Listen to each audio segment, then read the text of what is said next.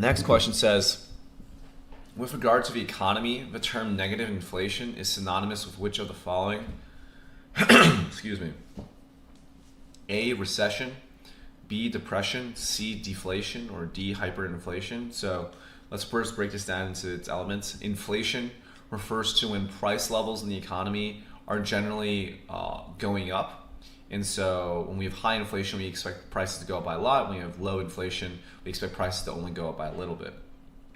And then we add negative, well, negative inflation would just flip that on its head. And so it's not that prices overall in the marketplace are going up, it's that prices are going down, right? And so what's another word for that?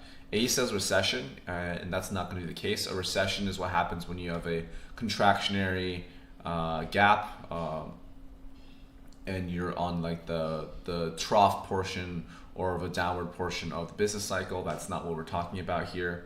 B says depression. Again, that refers to a very serious economic slowdown.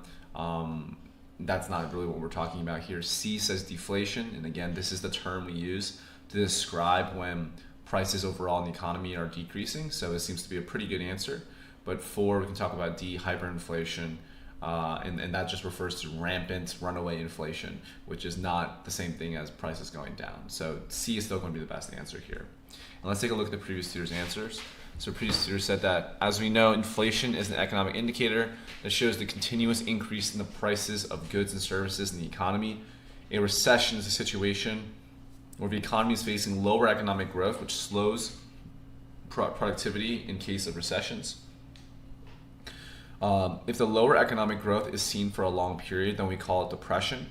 If the inflation rate facing an economy is very high, then it is known as hyperinflation. On the other side, deflation is the exact opposite to inflation because it is showing the continuous decline in the prices of goods and services in the economy. It is also sometimes known as negative inflation. Therefore, option C is the correct option. Yeah, nothing really to add there.